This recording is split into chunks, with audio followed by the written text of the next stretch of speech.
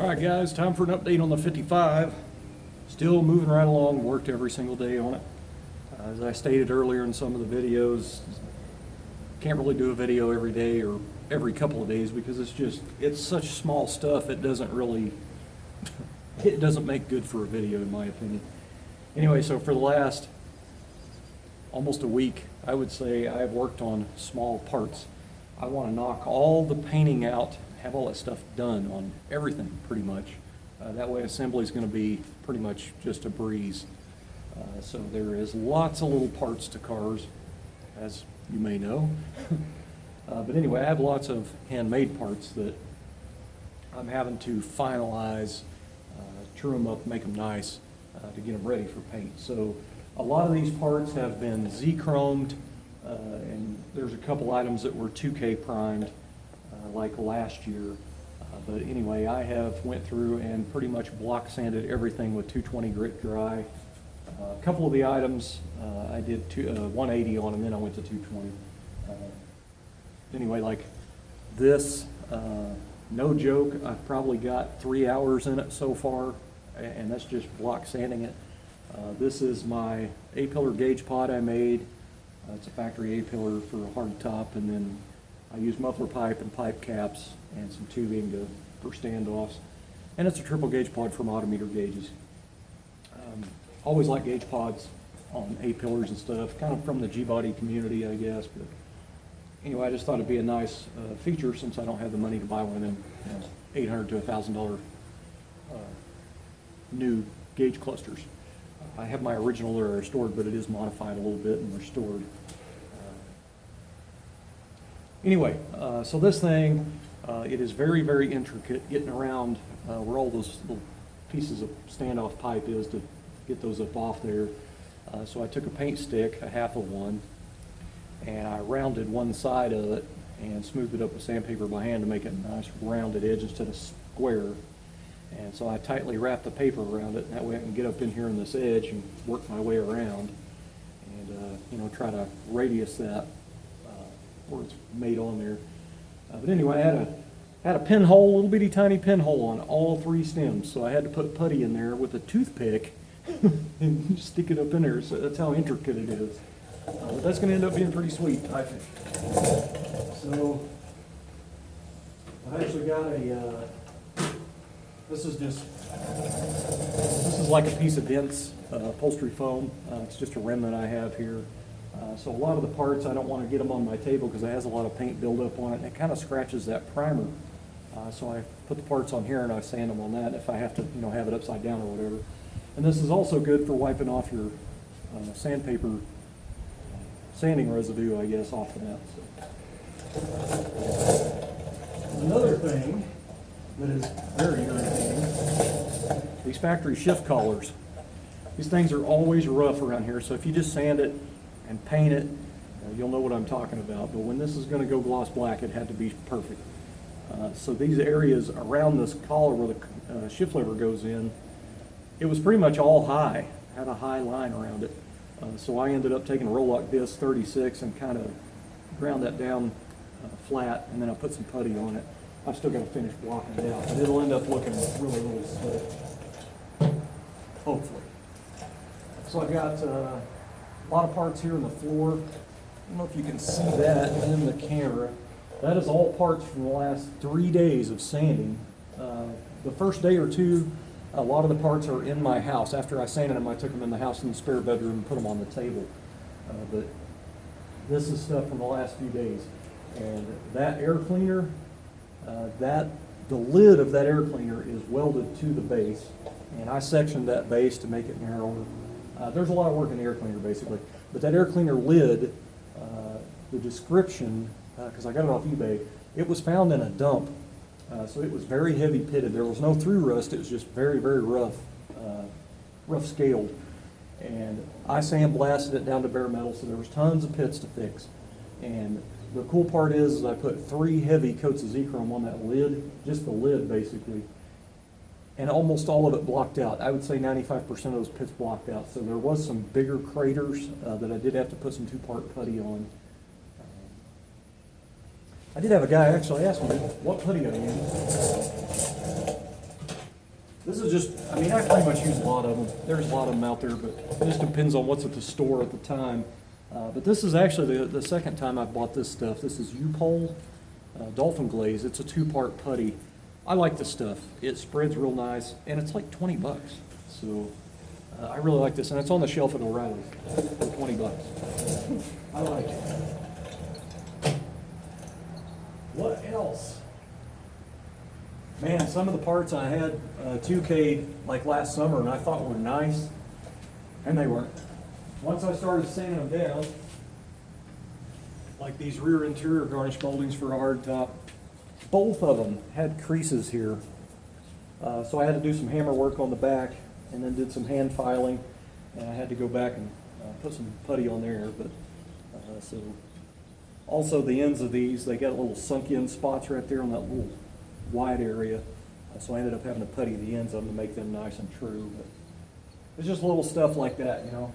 Every piece pretty much is getting body worked and getting made the best it can be. A couple more items here. It's just funny, but you get started on these little parts and it just goes on. So I popped these off my factory horns. These are the covers. And I sandblasted them. And I thought I was going to get away with just some 2K primer and sand it down and paint it. Well, not so much. They had dings in them, little bitty ones, but there was like 3 or 4 or 5 dings in each one. So I had to go through and block these out, you know. So I also noticed on these things they've got some wrinkling around the edges, and it's where they're pressed in the machine, you know. But I don't know if that'll show up in the camera, but it has these groove lines. Some of them you can barely feel. So I'm going to go ahead and Z-chrome these and then hand block them out until they're perfect. These will end up being high gloss black. Like I'll probably use some of the single stage that I used on the car, the gloss black. But the rest of the horn I'm going to do a matte black. And it's just kind of to break it up so it doesn't look like I painted the whole horn all together as one unit. I kind of like those different shades of black to break things up, give it detail. But anyway, just more work. And then this. I've painted quite a few Tri-Chevy steering columns in my time, but never really paid much attention. But these things have a little seam that runs down them right here. And although it was very minute, it was still a seam. And obviously, you know, I'm painting this stuff gloss black, so I don't want anything to show. So I Z-chromed the crap out of this thing, and I blocked it out, and it completely blocked out with just the Z-chrome. So that's pretty nice. I've still got hours and hours to go because, you know, this is all 220, and then I'll 2K urethane prime everything, and then I'll have to go back and sand it to paint it. So everything gets sanded 2, 3, 4 times. You know, it kind of sucks. But the car's going to be awesome when it's finished. I hope. Not trying to sound like I'm full of myself. It's just I'm building the car the best I can, you know, to do. So this is the last valve cover I had to do. The other one was already finished, blocked out, and it's in 2K primer. But this one still needed work. It was Z-chrome, but if you've ever blocked out a factory stamped steel Chevrolet scripted valve cover, you feel my pain. I mean, these things are rough from the factory. Even around the script, it had like lines down it. So I Z-chromed the crap out of this, and a lot of it blocked out, but some of it did not. These ends have little wrinkles in them from the stamping process, so both ends had to be filled. And then I went around the whole script to true it up a little bit. These will be the orange, obviously, that's on the engine, but I did buy the little stencils, and the Chevrolet script will go back black. But I did do a PCV baffle in this. This is a factory baffle I spot welded in this, and it's from like a 1980 small block Chevy 350 valve cover. I hate it that it messed up the H on the Chevrolet script, but for me it's a nice, these are like tried and true for me. You know, some of those splash shield style baffles, they just don't work. I found that out the hard way with some old Mickey Thompson valve covers. I had a PCV stuck in there and it just had a little shield to splash the oil. And we went on a vacation, and I had a 55 4-door, and we drove to Branson, Missouri in that car. And I got up the next morning, walked out of the hotel room, went out and checked my oil, and there was nothing on the dipstick. It still had oil pressure because I had gauges under the dash, but I pulled a spark plug and there was oil on the spark plugs. And so I thought my motor, which was pretty new, engine, I thought something happened, maybe I broke a ring or something, so we ended up cutting our vacation short, which was stupid. Come back home and it ended up being that valve cover with just the splash shield screwed underneath them old cast aluminum valve covers. But I mean, again, this is something, everybody's different, but for me, that tried and true is this style baffle, and I like that. So I got that. Now I've got the Performer RPM intake, and I've got the factory style oil fill tube in the front of it, so I've got my fresh air in. So this should make a nice, no-nonsense PCV system without sucking the engine oil out of the engine. I hope.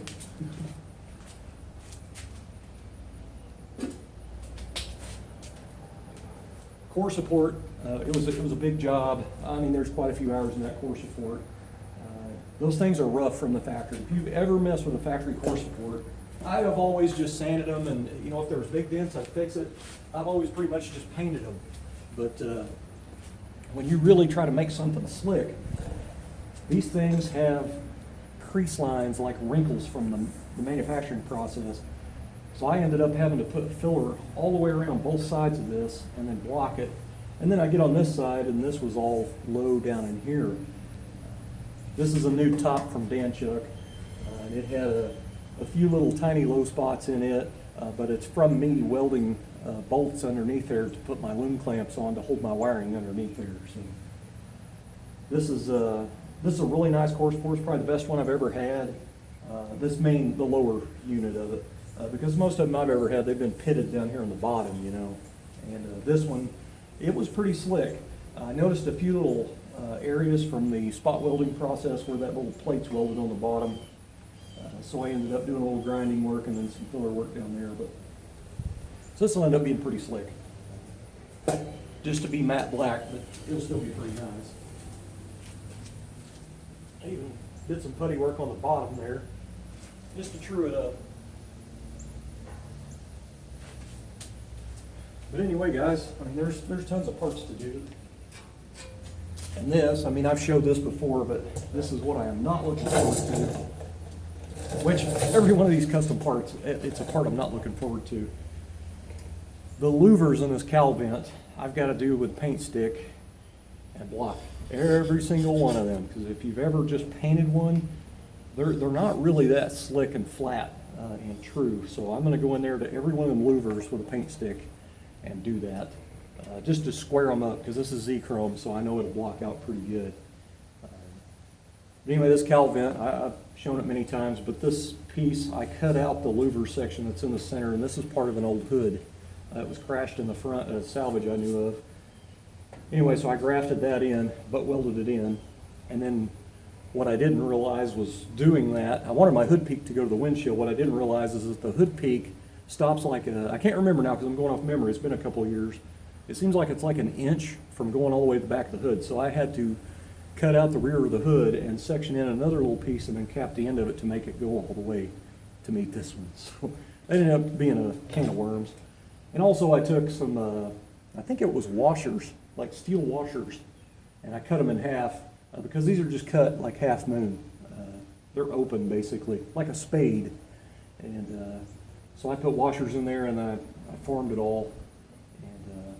Also used a step bit in the cowl where the factory screws go in, and I screwed a 1032 bolt into a nut, and I set it down in there, and I welded that nut into the cowl everywhere one of them screws goes, so it takes a 1032 ARP 12 point now.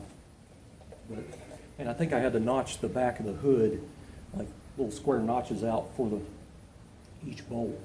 So, I mean, lots of little work just for something like that. But this is something that nobody will ever notice.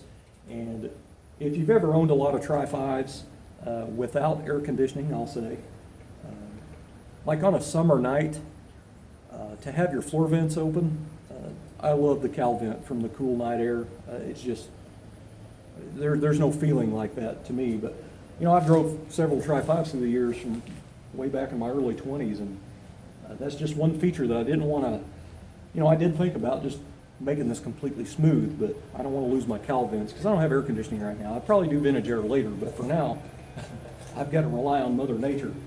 But anyway, so lots of sanding to do on that. There's probably a few hours of work on that.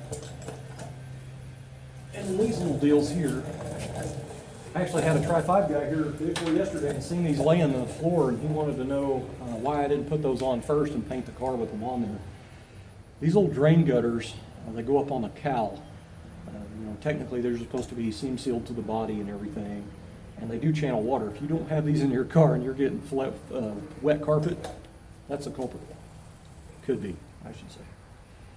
Anyway, now what I've always done on these, I've only done it to a couple of my Tri-5s, but these things, you know, when you put them on the car and they're seam sealed on, when you paint the car, you have to paint screws and all, basically. And I didn't want that. I wanted the detail of the hardware, stainless hardware on here, so I had to paint it separately. What I have done, this will be the second time I believe I've done it, maybe the third. I'm going to use 3M strip caulk to put these back on. It's going to be a little tedious, but I can go in there with I call it a dog bone. I get a little trim tool, and I'll put it under there and I'll smush it, and then I'll put the screws in it, and then I'll go back with that bone and kind of clean it off there, what comes out the sides. But it'll make an excellent seal that'll last for years. I mean, a lot of the cars from the factory come with strip caulk smashed on, especially G-Bot. So. Anyway, these are not, if you've ever messed with one of these are really, really rough and wrinkly from the stamping process from the factory. So these little jewels took a lot of work just in those. I rounded all the corners, trued everything up, and did some putty work on those and smooth them out, and they're Z-chrome. So anyway, lots of work. And this, I have Z-chromed it. This is my cold air pipe I made out of muffler pipe. This is a 4-inch mandrel bend. And then this is I had to add to it down here, but I've made the brackets and just all out of steel. And the K&N logo is from an air cleaner. I cut it out, rolled it over my knee to get the curve. But anyway, basically where I've put it together, and it did have some little clamping lines in it here and there. So this is Z-chrome, I'm gonna go back and 220 dry block this all out and just make sure it's nice and slick. Kind of up in the air on this. I may paint it gloss black, I just haven't decided. The air cleaners definitely don't own gloss black, so this probably needs to be gloss black to match it. And I'm probably going to do my Chevy engine orange with the gold pearl in it, in the K&N logo there, just to give it a little pop. But anyway, so tons and tons of blocking to do. But anyway, that's the story of my life for the last few days. Now the car, I don't think you can see it. If I walk that phone in there, it shades out, so you can't really see it, even with the lights on in the garage. I have not touched the body on the car on more buffing since my last video. I got the roof done, and I had 1,000 the sides and actually 1,500 around the taillights and the tail pan. That paint is still, it was really soft, so what I'm doing is giving it time to cure out. I've had it in the sun for 3 days in a row, and now when you try to sand it, it don't get near as much on the paper. Like hardly anything comes off on it now, so that's a good thing. So now I don't have to spend so much time trying to get those little scratch lines or tracers out of it from the paper being gummed up, you know. Anyway, so I'm just letting that cure out, and it was the perfect time to jump on this stuff. Another thing, what am I at, 18 minutes now, golly. Sorry my videos are long, guys, I just have to describe everything basically. So anyway, my doors, the exterior's done in final prime. The door jambs need work, so one of them needed sandblasted, so I went and got some blast media, and I set up a little tent in my fence area over there, and I blasted it the other day. Those inner door jambs are pretty rough, and I just want to make them slick, make them nice. So I've also decided to do something a little custom to the door jamb itself, just below the where the latch goes. I think I'm going to French in a piece of muffler pipe about 1/4 inch deep, cap the back of it, and I've got some reflectors, red reflectors with a chrome bezel, and I think I'm going to stick those down in there where they're level.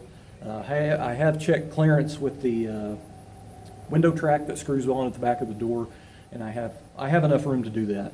I just thought it'd be something kind of a little custom to do to the door jambs, even though they're going to be pretty slicked up.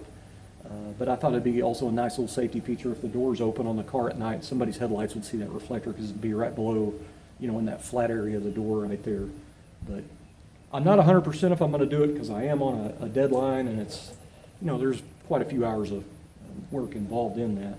I actually thought about doing it right now, like going ahead and starting it, like cutting the holes, and then I'm committed. It's not a have-to thing.